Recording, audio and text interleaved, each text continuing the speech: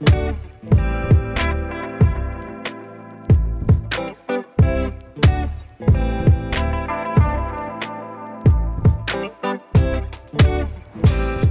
to the Upshot, Multi-World Disc Golf podcast about the latest in the disc golf world. I am the publisher, Charlie Eisenhood. Joining me is Josh Mansfield on this Tuesday, August 15th. Josh, I have to ask you, have you experienced the event of the summer, which is the Barbie Oppenheimer double feature? I have not yet, but I really want to, because I've heard good things about Barbie, and I am a huge Christopher Nolan fan.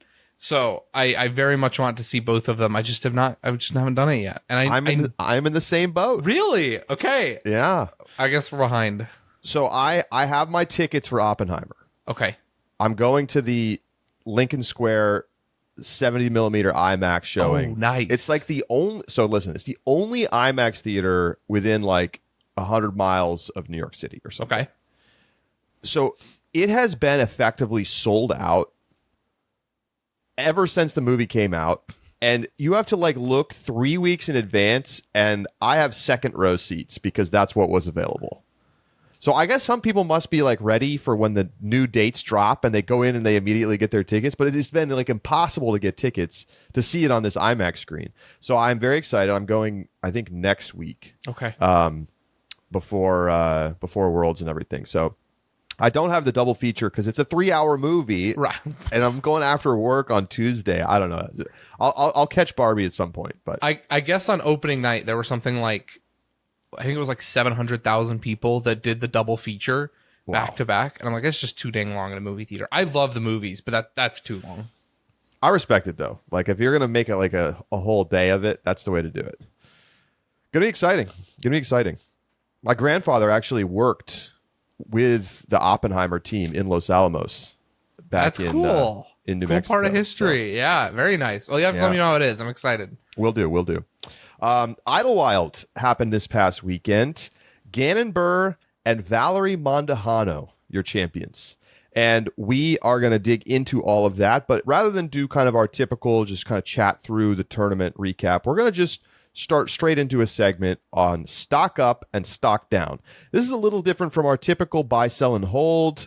We're going to do that probably after Worlds and before the end of the season, and then we'll do another one postseason. But this is just a day to kind of just monitor where things are in the market rather than actually making trades. So we're gonna talk Idlewild, of course, as a part of all this. So Josh, I'll give you the easy one first. Gannon Buhr, stock up or stock down?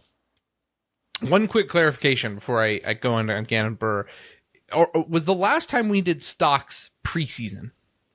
Is that the stretch that we're looking at from like? I would say we should, rather than thinking about it from like beginning of the season to now. Okay. Let's focus we're swing trading. We're thinking about like the shorter term movement. So maybe like the last 2 to 3 months. 2 to 3 months. Okay. All right. I leave it open ended a little bit, but okay. Because if that's the case, then I think Gannon is definitely stock up. He's got the win since Des Moines. He gets the win. And then from there, 10th at Preserve, he wins a silver, second place at silver. Not great at Ledgestone, but then wins again at Idlewild. So that's, for me, a very easy question. The interesting part to me about Gannon, and that's kind of the reason I asked clarification primarily for Gannon, is in reference to, at the beginning of the season, he comes off of winning a major. And that's really like the expectations that were set.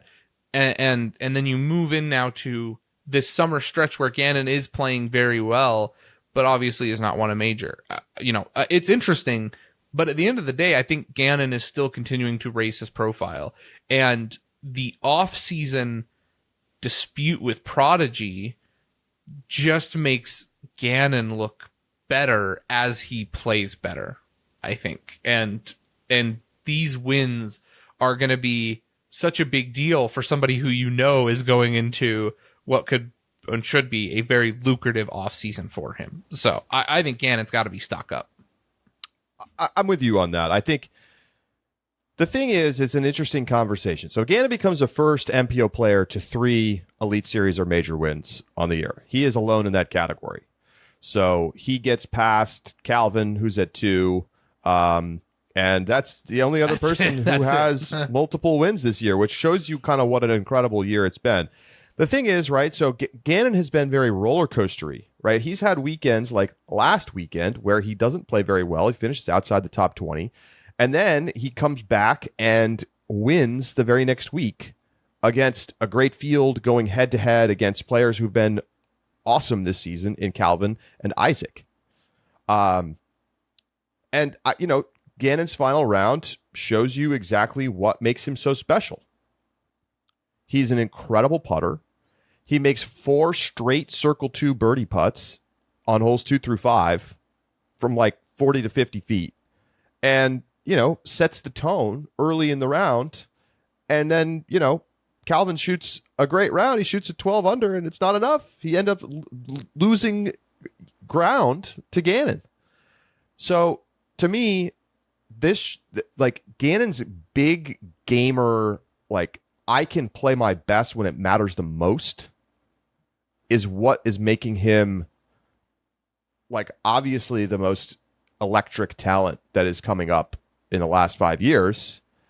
And I agree he's going to get a nice contract. I think, unfortunately for him, he would have gotten a way fatter contract if he could have gotten out of this Prodigy deal a year ago, because the market is not what it was.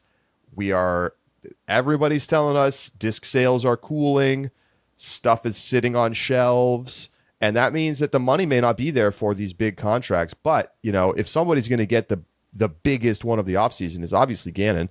And as we discussed in the Rapid Reacts, Josh, we now have an open door conversation about the Player of the Year race. Yes, we do. And so, Charlie, I guess I'll kick it to you then. Calvin Heimberg finished in second place at Idlewild this weekend. I think this is a natural continuation. Where do you think his stock is, and especially that relative to the rising stock of Gannon Buhr? For me, his stock is flat. I hesitate to say that it's down,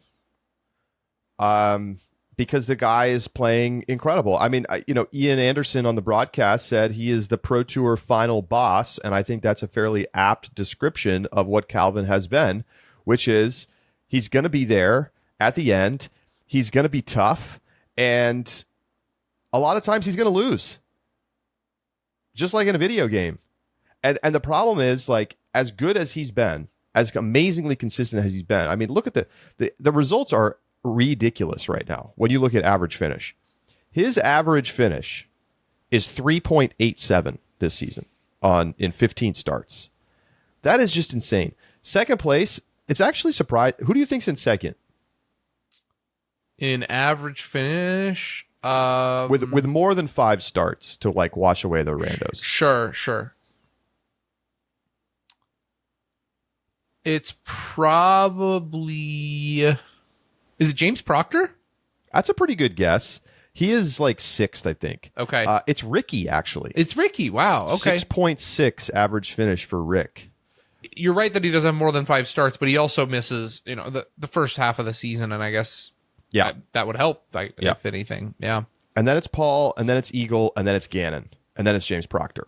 Okay. So the thing is, like, Calvin's kind of no-showing the final round at European Open. Not great. Mm-hmm. Hard to complain about the way he played at Idlewild. He was awesome. He just got outplayed. Again. And I feel like this happens to him, like, way too much. It seems unfair almost that, like, he plays as good as he does and isn't getting rewarded with the wins. And in some ways it feels like a statistical aberration.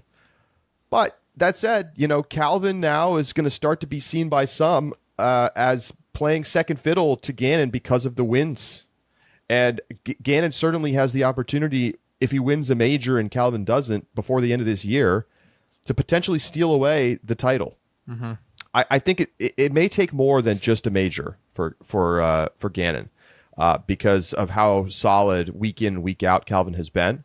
But it's certainly much more an interesting conversation than it was last week. Yeah. And we're going into the stretch of the biggest tournaments of the year. And that's what I think is also interesting, right? Idlewild is truly the last event that Gannon could win and not, like, the door is open, but I don't think many people would contest that Calvin is still still in the front runner for that award. Yeah. I mean, I think if you asked 100 people, 95 of them would say it's Calvin. Correct. Right, including me today. Right. Including me, who gives Calvin the hardest time of anybody. So that means at least 95, if not more. But it's funny because Idlewild, like I was saying, is that's kind of like the last event that Gannon could win without like not just opening the door, but like putting a foot through it. Because if Gannon wins, MVP, for example, a playoff event as well, or a major, or the Pro Tour Championship, those are really significant wins that are going to matter a lot when you're looking at Player of the Year consideration. Remember the fan hype around Missy when she won Throw Pink and Disc Golf Pro Tour Championship at the end. She'd almost no-showed for most of the season. And Paige had like 5 wins, but Missy wins 2 big ones on the end. And everyone's like, hold up, we got to talk about Missy here. The Pro Tour gave her Player of the Year. It was ridiculous, right. Dude. She did win it. That was insane. Everyone lost their mind when that happened. So, I would like to think that we're not going to be succumb quite to so much recency bias. But Calvin has not won since April. He's not won since Jonesboro. And there reaches a point, if Gannon wins another one, that you can't even just call it recency bias. You have to call it the fact that Gannon has won multiple times and spread that throughout the season. And while Calvin has been incredibly consistent and played out of his mind, not winning since April is going to be a mark against him if he doesn't get one at the end of the season. Do you think his stock is flat? Where do you put his stock? Before we move on. Over the past couple months, I think it decreases just barely, especially and primarily in my mind because of the European Open. Yeah. A lot of these events, like you said, Ledgestone and Idlewild both being the best examples of that. Calvin played great and just got outplayed by somebody else who had a crazy weekend. But European Open, he was the front runner. He had strokes and gave them away. And gave them away to, not even Anthony Barella, who rest in peace, that major chance. But Calvin gave away the European Open, and that I think hurts his stock. All right, I'll give you the easiest layup of the whole day. Valerie Mondahano. Stock up. Stock through the frickin' roof. It's we were talking a little bit about this before the show. It's conveniently timed with On Tour, the mini documentary about Valerie coming out. Right, it just all pairs very nicely and is a good storyline. But the other thing that's noteworthy, Valerie has had a pretty excellent season outside. Once she came back from injury, she obviously hasn't gotten any other wins, but still has played well coming back off of such a long break. 30th at Ledgestone, not great, but 9th at Preserve, 6th at DMC, 18th at DDO. She's got some good finishes in there and is definitely trending into form at the right time. So stock up all day. Hugely up. I mean, she just looked a part of what we knew from her from before the injury. Mm-hmm. And I mean, it's not a surprise. This is not the kind of injury that, as long as you let it heal, is going to linger and be, constantly nagging at you every week. Now, obviously, there's more of a likelihood of a re-injury because, your ankle tendons can be a little weak after something like this. But, it's not an Achilles, right? It's not a career-changing type of injury, even though it takes a long time to heal. So she shows up and shoots 991 average golf. And that is that matches the mark that she set in her other 2 Pro Tour wins. Mm-hmm. And so, okay, welcome back. You're playing at the form that we saw you at when you were winning at the beginning of the 2022 season. And it's, ties for her best average, rating at a tournament ever in her career. So, it's not just Kristen wasn't there. Paige wasn't there. And yeah, who knows? You can't rewrite what would happen. Obviously, Kristen in the field would change everything, but I think it's an extremely positive sign for where she's at. And, it ultimately wasn't even all that close. Mm-hmm. Well, yeah, by quite a wide margin. I mean, Own slides up into second, but that was not who the contender was all tournament long. It was Missy, right? Missy was the close one, and she dropped off. And when she did, I'd have to go check. It was on the quad bogey on hole 13. As soon as that happened, like, game over. It was done. There was just no coming back from that. So not close at all. Speaking of players who have had career-changing injuries, though, Paul Ulibarri, 4th place finish at Idlewild.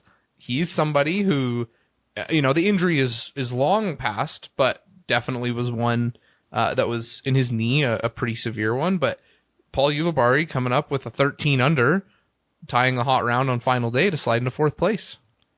Well, and I think for Yuli, the stock is way up right now because it's not just the 4th. It's that he finished top 20 at Ledgestone. He finished, he just missed the top 10 at PCS. He's been playing his best disc golf in the last month and a half. And this is like a big step forward. And I was saying this in the Rapid Reacts. I think that this is a really good sign for a player who has shown in the past some capacity to play well up in Vermont. And he would be a sneaky dark horse option for your, if you're looking for a sleeper for your Worlds picks. I think Yuli's on the list of people who you want to consider there. Obviously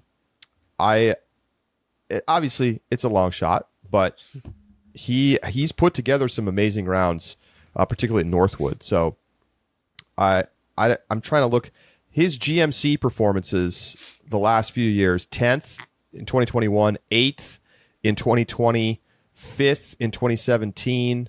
And I don't remember where he finished at Worlds. Just pulled that up for you. 4th place. And was only 3 strokes behind Greg Barsby. There you go. All right, so there you go. I think Yuli's getting back to his top level form at the perfect time. Stock way up. Josh, next for you, let's go to 3rd place finisher at Idlewild and MPO, Isaac Robinson. This one is perhaps one of the most interesting to me because of kind of like the dichotomy of expectations. He wins a major at Champions Cup. Spectacular, right? And has some really good finishes after that stretch. And then, kind of does some up and down, right? Like 30th at DDO, but then 2nd at DMC, and then 31st at Preserve, and 12th at European Open, 15th at Ledgestone, but then jumps back up to 3rd, right? Like he like Gannon has been very roller coastery, and with lows that are almost as low as some of and as low as Gannon's, but he hasn't crested the top like Gannon has since Champions Cup. The 3rd is a nice finish. It keeps Isaac in the conversation, and he is 3rd in Pro Tour standings and was 2nd going into this weekend. So that's great. It was granted he went to European Open and Gannon did not. That's 66 points that he has that Gannon will get when he plays in majors at the end of the season, and Isaac may or may not keep. But at the end of the day, I'm going to say I think Isaac's stock is down. He hit his definite high of the season at Champions Cup and has not really even been in contention to replicate that performance for the past couple of months. So until this weekend, he was tied for the lead going into the final round. That's true. Mine is this weekend. But then had a round that really was not anything to write home about. It wasn't terrible. He still shot double digits, didn't he? I think he shot a 10 down. He shot an 8 and right. Came out first. It came out even through 5 holes. 8 sounds good, but honestly, the way that Idlewild was getting played this weekend honestly wasn't that good. No. Matty O is the next guy who shot single digits, also shooting an 8, and he was tied in 7th, and he was 8 strokes behind the leader. So. My counterpoint, and I'm not sure I disagree. I think for me, if it's down, it's not down by much because Isaac has the 2nd most podiums, tied with Gannon, behind Calvin on tour this year. That's a good stat. He's been very good. He has not been as good as Gannon because the wins definitely are the tiebreaker there for me. Yeah. Well, but to highlight, this is his first podium since DMC. Okay, right. I'll really quick. Who has the next most podiums behind Calvin, Gannon, and Isaac? Is it Barella? We have some great trivia today. That's a pretty good guess, but no, it is not. Barella only has one podium. He's only got one? Oh. It's Cole Redolin. Let's go. That's so sick. Isn't that awesome? 4. He's the only player with more than 2 besides the guys above him. So there you go. Cole Redolin. Stock definitely up on Cole. Yeah. We don't need to go more into that, I don't think. Okay, what's next, Josh? Next up, the Owen Doggins Scoggins. Well, Owen got her braces off, so that's stock up, baby. Love that for her. The stock is pretty flat for me. I mean, I don't know. Maybe it's slightly up because of the silver win. But it's just like this is the same stuff from Owen that we've seen for like 2 years in a row. It's like this is just like a steady dividend stock. Mm-hmm. Just you're getting those little payouts. You're happy. It's not really going up too much, but it's fine. She sets the pace. I think that's like she's like the pace car of FPO, where it's like you have to play at this level or you will not win. But there's almost always somebody every week who exceeds the pace, right? And that's why she is not ever winning. Yep. That's a great analogy. And so Valerie Mondahano is that this week, but there's almost always somebody. And so Own, she's great. It's a great stock to own. Right. Well, you said there's almost always somebody. At Elite Series and Majors, there is literally always somebody who has beat that pace. Literally always. How about Missy Gannon, Josh? Finished 4th. Yes, and you know, obviously has that bad hole on 13 that we just highlighted, the quad bogey that pulled her out of contention. So did Own. I mean, 13 was crazy this week. It was. That's someone said in the chat in our rapid reacts, hole 13 made both MPO and FPO, and that was the difference maker. So, but Missy just comes off the win at Ledgestone. Like, stock up. She's still in second in the Pro Tour standings. It's funny because if we didn't have Kristen, who has been, doing what Kristen does, Missy would be getting Calvin comparisons right now, where she's got a couple wins, but has been not quite as good as Calvin, but is like worst finish is 17th at Champions Cup. But after that, I mean, almost exclusively top 10s and a ton of podiums with it. And so the win at Ledgestone is the kind of the cherry on top to say that Missy is still trending up and having an amazing season. Yeah, I mean, Missy, average finish is 5.8. That's 3rd behind Own and obviously Kristen. Kristen's average finish is 2.2. It almost doesn't feel fair. It's crazy. She's won $57,000 in prize money this year. That's just wild. And she skipped an Elite Plus in Ledgestone and now Idlewild. I mean, but Ledgestone being a good payout, obviously. What's next? Next up, Ricky Wysocki. Coming off the injury early in the season. Yeah, I know. The thing is, Ricky's first event back officially in full was Music City. And he didn't play Champions Cup, Jonesboro, OTB. And then he's basically played I think he's played all the Elite Series since then. But, he's missed a lot of time. And yet, Josh, he's 4th in the Pro Tour standings. He has been sneakily really good, right? He's got an Elite win at Preserve. He's got a silver win at Cascade. He's had a bunch of podiums. I just highlighted that he's one of the top finishers by average finish.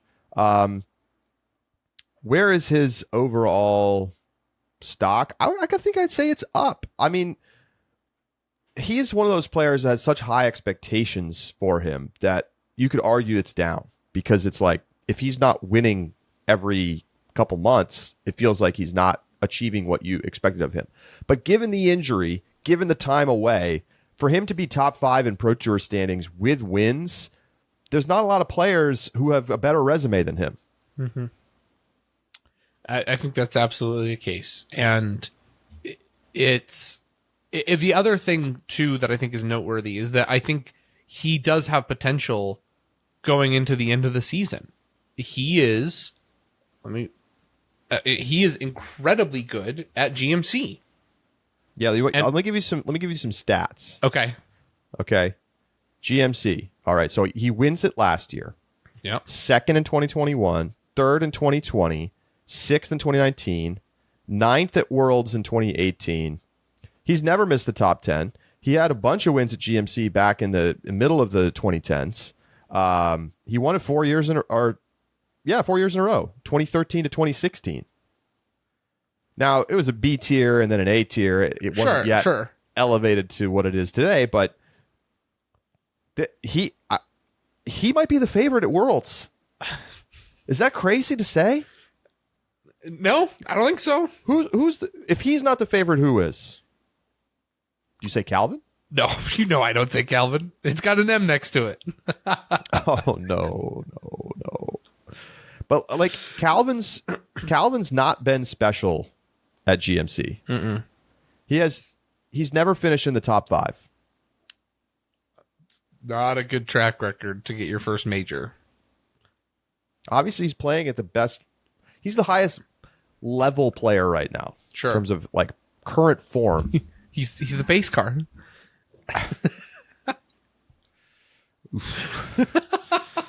We'll see what happens. But Rick really might be the favorite, unless you want to say Macbeth. Where do you put Gannon in that group? Definitely in the conversation. Yeah. But I think Rick is, especially if Rick plays well at D-Glow before the break, going into the break before Worlds, I think Rick being the favorite is a very, very real possibility. Where's Macbeth stock right now?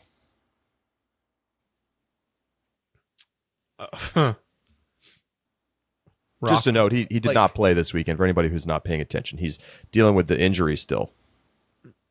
Like I don't want to say like rock bottom, but guy goes over to Europe, wins, has the first initial rough start, and we're like, Macbeth gets smoked in Europe, and then goes on a crazy tear, doesn't miss the top 2, wins 3 of them, including an Elite Series at PCS, breaking his drought, and we say, okay, here it is. Macbeth's coming into the beast. European Open time. He DNFs with any injury, with being nowhere in contention, and we haven't seen or heard from the guy since due to that injury. I don't know how you say his stock is anywhere but just slowly sliding down a hill, going down. Nothing. I don't know what else to say there. I don't know how else you spin that to make it look better for Macbeth. I think what's scary is that this injury has to be seen as putting his world's top 2 streak on the line. The guy is an absolute beast at Worlds. And he has now gone, I want to double check so I don't get it wrong. He has not missed the top 2 at Worlds since 2012. And he's won a gazillion of them. And now that's in jeopardy, right? Mm-hmm. The level of play this season from other players. Question mark about where his health is. His level of play being lower than it's ever been. And yeah, the stock is really low. If you're a value investor, now is the time to buy on Macbeth. Right. That's for sure. Let's keep it going. What's next? Katrina Allen just had her worst ever finish at a tournament. She literally has never finished this low at an FPO tournament. She was 33rd this week. The stock has to go down after something like that. It has to. A very strange season. Talk about swingy. Yeah. She's never been putting better. But she's having these like she just like loses the timing on her drive, and that is not a thing you want to have happen at Idlewild. Like if your release point or your timing is off, you're just going to hit trees and be buried. And I think that's what happened this weekend. But then, we see her go and play, one of the best tournaments of the year at Preserve, including one of the best rounds I think it might have been the highest rated round of the season at the Preserve. And so I don't know what's going on there, but stock's got to be down right now since then. Only the second time she's missed cash in over a decade, combined with GMC last year. Just crazy. Yeah, that hurts. How about Kyle Klein, Josh? 4th at Idlewild. Man, this one's interesting because it's not even. I don't think roller coaster doesn't even isn't fully accurate. It feels more like Kyle Klein has like bookends. He starts off the season 4th at LVC, the win at Waco, 10th at Open in Austin, and 8th at Texas State. And you're like, okay, here we go. And then, he's got a 5th at Jonesboro, but is within their 34th, 18th, 41st, and then doesn't play again. Couple DNFs. A couple DNFs. Doesn't play until DMC, where he finishes 61st. Doesn't play again until PCS. And then 2nd at European Open. 3rd at Mid-America, lackluster Ledgestone, and a 4th at Idlewild. Like it's a weird. He's got that huge middle chunk of the season that's just not there, and so it's weird to evaluate. He's got some good finishes. They've all felt very quiet, except I guess European Open was. We talked quite a bit about him. I'm gonna say stock flat. I don't really know what to make of his season, like this second part and chunk of his season right now. I really love his potential going into the rest of the season. I think he plays well at these courses. We know he has played well and gotten to the playoff with Macbeth at USDGC. Great at D-Glow. Woods. Great at D-Glow. Yeah, I mean, I love Kyle's chances for the rest of the season. Right now, I maybe a little up. Maybe pretty flat to me. Pretty flat. I think it depends on where your time frame is. I think he's obviously up over the last month. And if you look over the last 2 months, maybe it looks something like that. I think he's an interesting one because of the way you just described it perfectly, how his season has gone. Cat Merch, I'm going to go, I don't know. I feel like we saw her best golf in like May. And then it's kind of been like a little less impressive, but she's still getting top 10s regularly. I think I'll go flat overall. Okay. Cat Merch has been kind of playing at the same level, and obviously stepped up big for the Jonesboro win, but that was back in April. So since then, she cooled off a little bit, but then got that Cascade Challenge win, shooting 980 plus golf. She's had a couple other tournaments where she shot 980, including at Preserve. She's been solid. She's been really solid. Yeah. All right. What do you think about Eagle McMahon? Where do you put him? Did not play Idlewild. Yeah. I think I'd say up, but he has just not played that much. He had the huge gap before Europe. Has played the European swing and then is off again and hasn't played since. So it's kind of weird. But in his last 4 tournaments, he's been top 5 at every single one of them. Right. Hard one to evaluate, I think. Maybe flat to up, slightly up.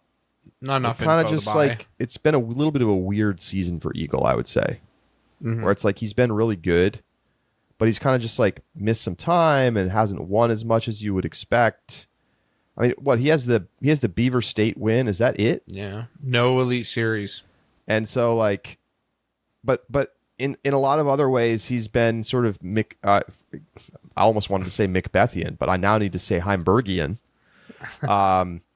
In that he's been really solid most of the time when he's played. A couple clunkers, more than Calvin, but similar in terms of like up at the top of average finish and is always kind of in the mix. How about Ella Hansen, Josh? Ella's Ella's is interesting for me because she finishes 16th at Idlewild, but comes off a 3rd at Ledgestone and a 6th at the European Open, but a 10th at PCS, but a 4th at Preserve, a 3rd at DDO, but a 9th at DMC. Like Ella's also kind of been the up and down, but outside of, Kristen got wins, Missy has wins, Katrina has wins, Pace Car owns Scoggins, and then it's Ella, right? Like that's what's so surprising to me is once you get outside that core who's been either winning or performing week in and week out, it's Ella who's next in line. The problem though, and I think what's hurting Ella is a lot, and you said this when we talked about it at just before Idlewild, you said that you don't think you can pick Holland and Ella to win anymore because they have to learn to play golf. And unfortunately, I think that their inability to contend for wins, right? Ella hasn't since Waco, I think is what it was. That hurts their stock. And so I'm going to say, despite having a pretty all in all not bad season, I think Ella's stock is a little bit down over the past. Flat? I'm gonna go flat. I'm changing my mind. Like she really has had some good finishes. So I'm gonna go flat for Ella.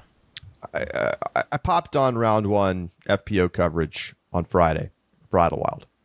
Mm-hmm. And, it was like, I think Ella was either on the second card or the feature card. And, a couple other players tee off and they throw a little, 320-foot shot. And then Ella steps up and throws an absolute bomb out of bounds. And then on the next hole, she throws out of bounds. And I'm like I love that you have the distance, but if you can't control it and keep it in bounds, then you're going to finish 16th like you did.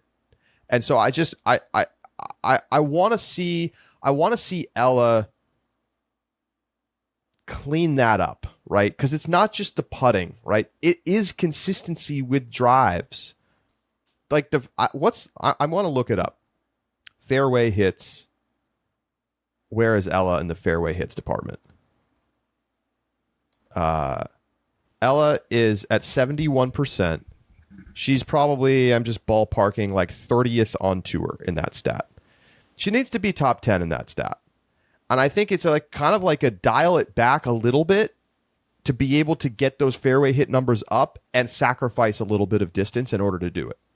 And I think if she can make that change, we're talking about a player who's going to contend for the win every week. I really think that's possible, even against a Kristen. Mm-hmm. She'll probably have to pick it up on the green as well in order to, beat Kristen. But I just, it's frustrating to watch that kind of thing when it's like, wow, look at this incredible drive and it's out of bounds. So yeah, just something I've been thinking about. So last one here, I'll take it. Simon Lizotte finishes 18th this weekend. I don't think there's anything you can do but say stock is down for Simon. Yeah. He wins at Music City, and then since then, he only has 2 top 10s, 0 top 5s. Just kind of like a lot of ho-hum, missed cash a couple times, including this past weekend. He hasn't really, I haven't even seen him playing, right? He hasn't been on the coverage very much. I don't knock him at all for taking the time off and skipping European. I find it weird, but you know what? He's got a baby at home. I totally get it. It's a long trip away. So that doesn't factor in at all for me. But just like the on-court, when he's played, it's been really lackluster.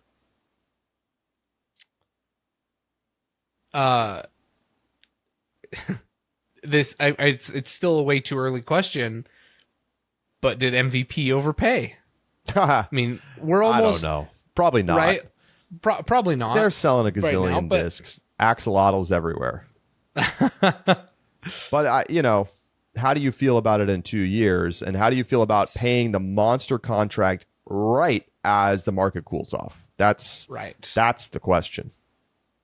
And that's, I think that if Simon stays near the top, that extends the longevity. It's interesting. It's an interesting question that I think we'll keep asking every season and watching as it happens. UC came on here and implied that they overpaid, right? that that Discmania wasn't willing to pay that. Yep. And I think Simon clearly got the best possible contract available at the time by far, and perfect timing. And all credit to him for securing his family's future. And no matter what happens from here, he's good. He's good. And I think he's also a unique player, kind of a unicorn like Macbeth, where he's going to move plastic kind of regardless of the on-course performance. He just has that halo effect. He does. So we're going to take a quick break. When we come back, Purse Watch, Hole 18 review, catching up on some scoring and a couple other notes as well. So stay with us.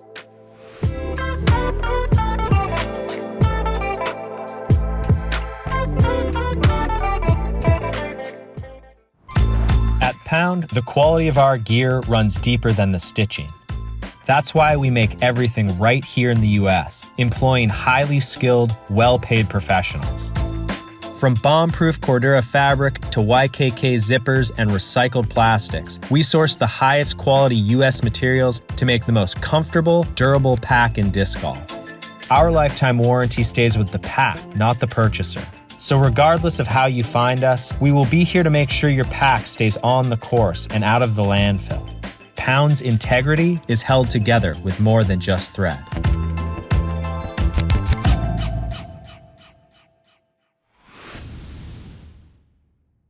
Welcome back to the Upshot.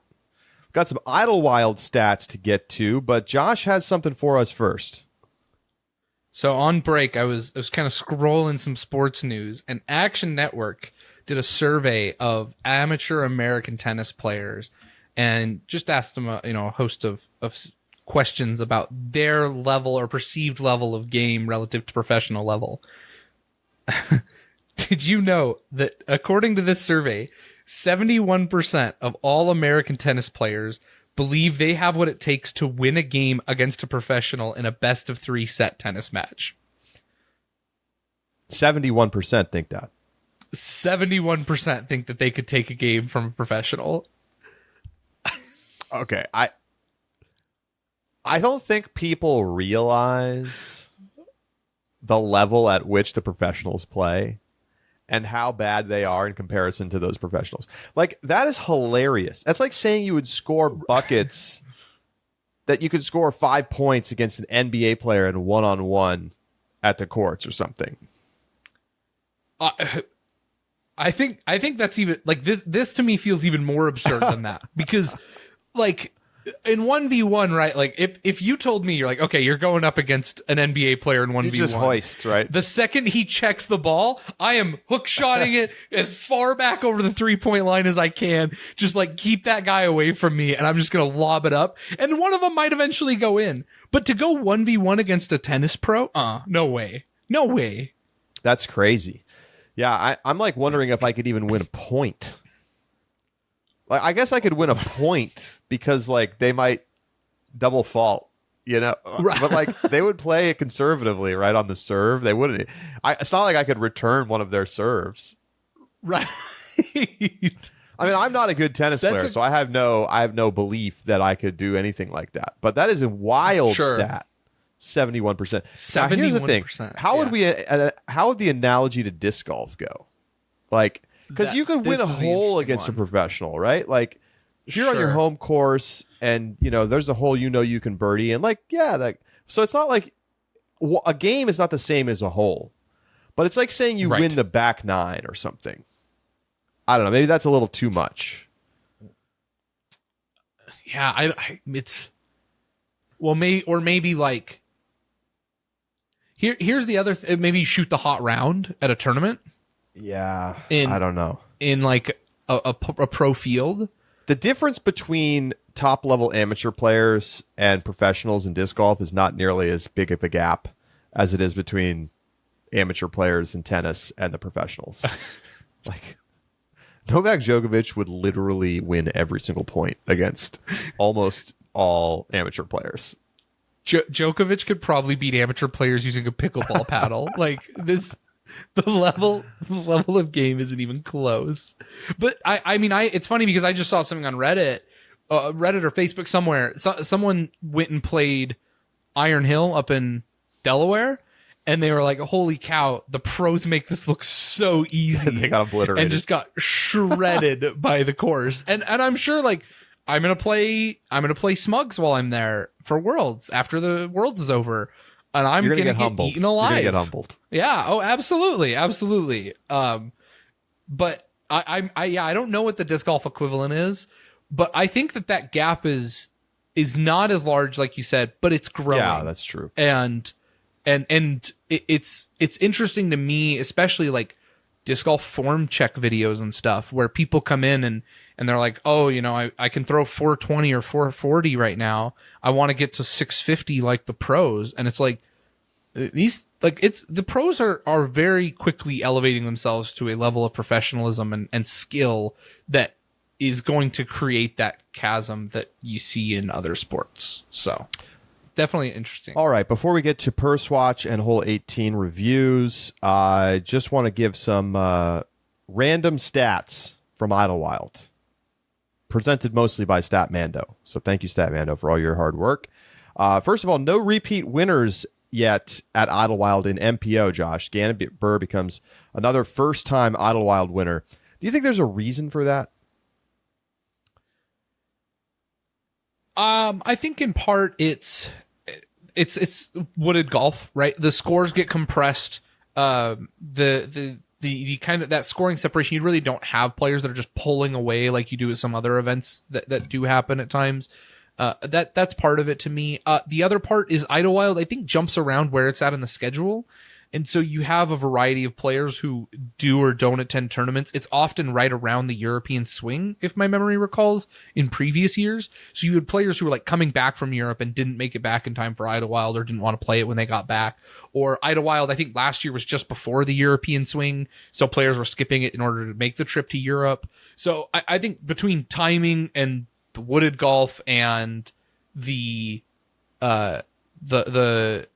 that score compression, I think all those are contributing factors to that. If I recall, Kevin Jones won Idlewild in 2019 when there was like not a lot of people there because of the European swing, and it was like kind of like, ooh, did Kevin like does this really count?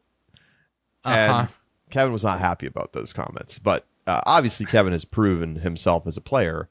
Right. But yeah, so that was point. 5 days after European Open was Idlewild last year. Yeah. Okay, so then how about this? Paul Ulibarri's last top 10 at an Elite Series or Major was 2021 GMC. So it's been 18 months, almost 2 years.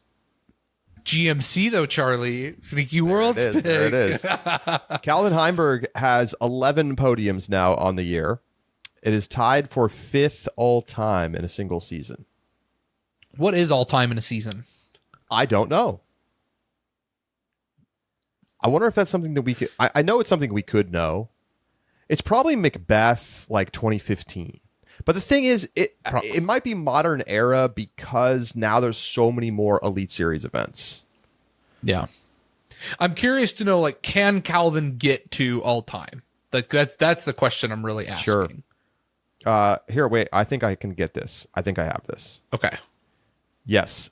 It was 2017, tied. Wysocki and Macbeth both that year had 15 podiums. So that's the number.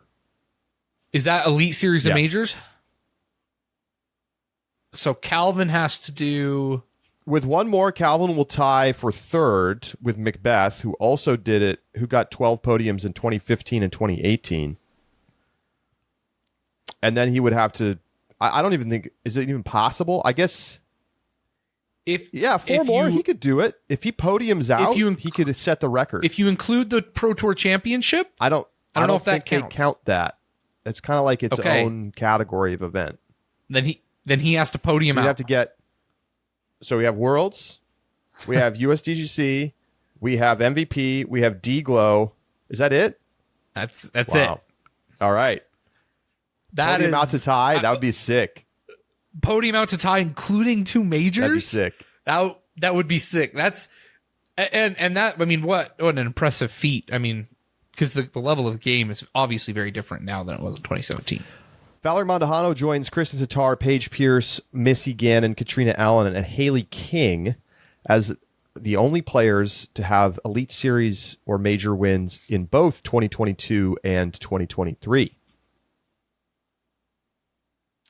Unfortunately, with Valerie Mondahano's win, my prediction that all but 3 events would be won by Tatar, Pierce, and Allen go. Oh, I forgot about that.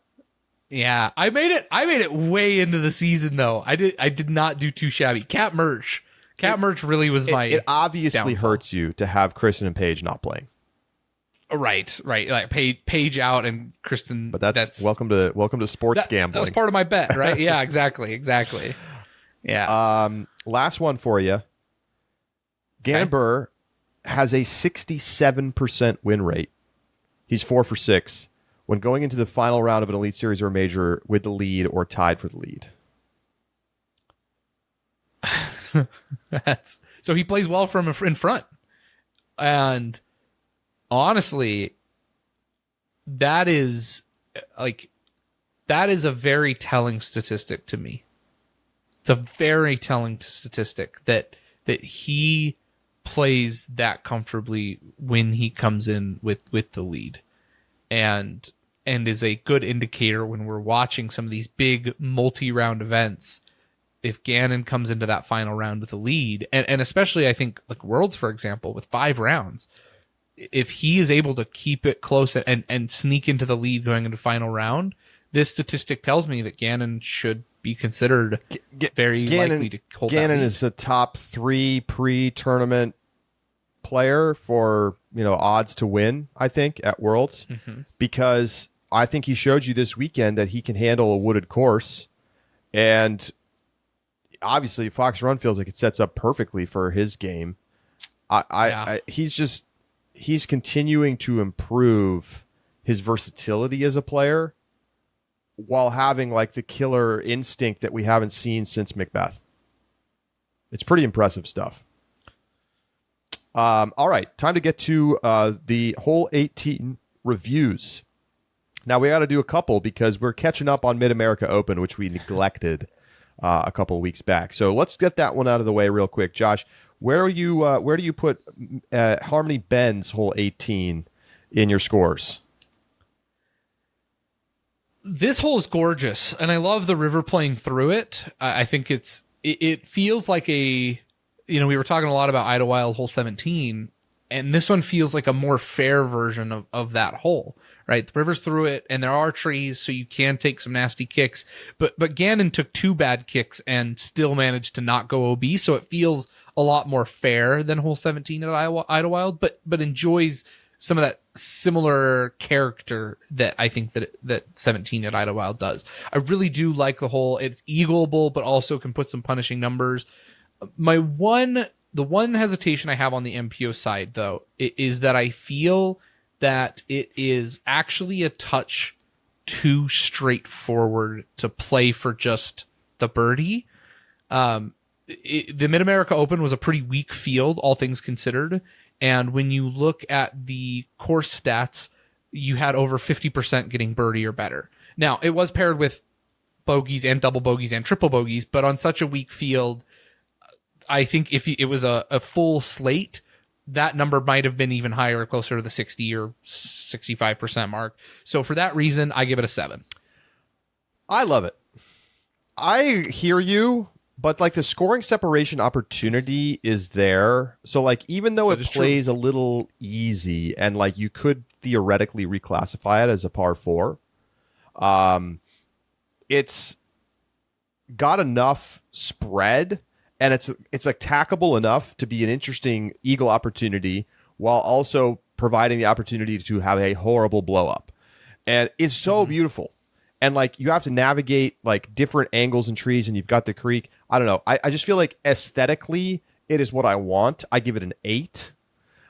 It just is so pretty. I have to give it a 6 in FPO, where I think even though they do have a shorter tee, it plays 60 feet shorter for FPO.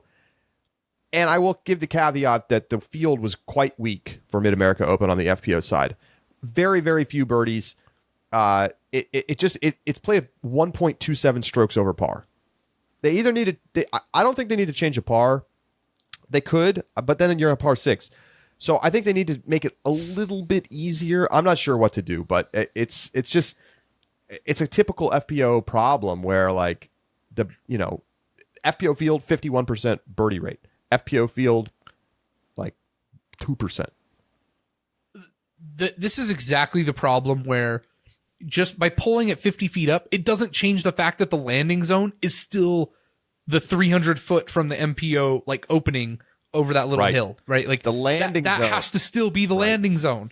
So there's tons. And the other thing about it is like over to the left. And I don't think another hole plays in it, but there's obviously space on the left that you could just completely redesign this hole for the FPO side and put it on the other side of the river and definitely shorter and make it a par 4 and tweak those landing zones. And I think it could be, there is the potential for a really good hole.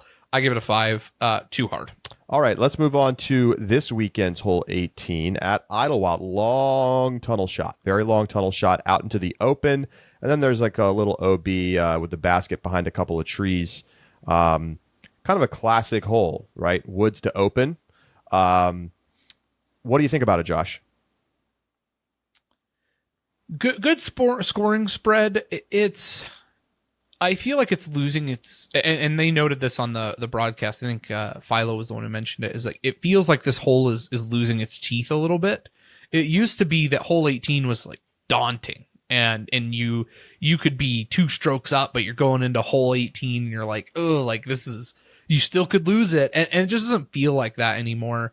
The best finisher who got a bogey or worse in the final round was Sullivan Tipton, who finished 22nd. So nobody inside the top 20 took a bogey or worse on this hole. So it's just to the point it doesn't feel like it has the teeth that I want from a hole 18. It's nice. It's classic, like you talked about. There's some interest to it, I think, on the initial shot, on how well you can push the pin. I would like to see it changed, though. I think it needs a rework. I give it a 6. I give it a 6 across the board. I think we both do. For me, it's not even really like the scoring separation issue. It's just I don't find it like a great final hole. I just don't think it's like a good tunnel shot hole, but it doesn't feel like it's special hole 18. I'm not really sure what they should do about that.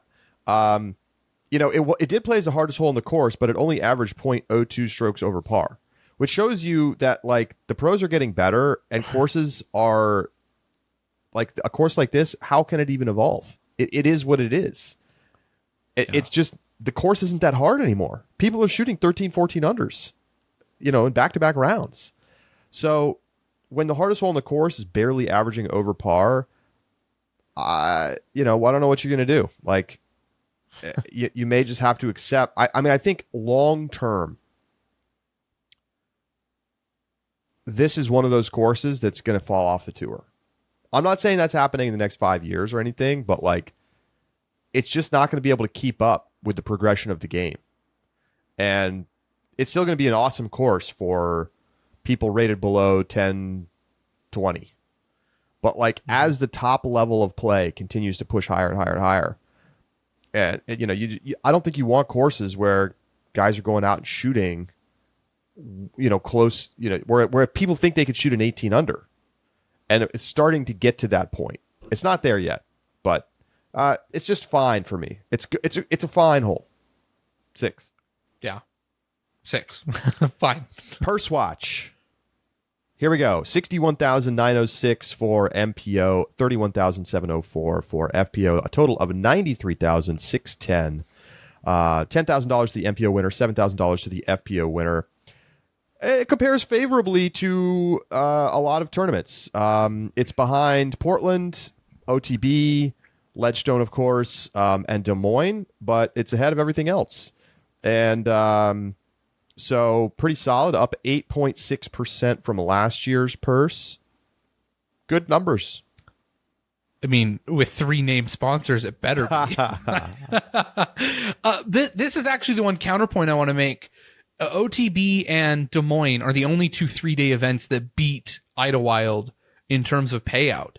And the ability to bring in payouts like this, as well as being a classic wooded course, I think this might actually have some staying power, especially if they can find a way to make some tweaks to it thanks to, I mean, money talks. And if they're able to bring in this kind of money and be beating out in a slow year, right, where growth is down the board. I'm curious, when we look at growth numbers, Ledgestone was 12%.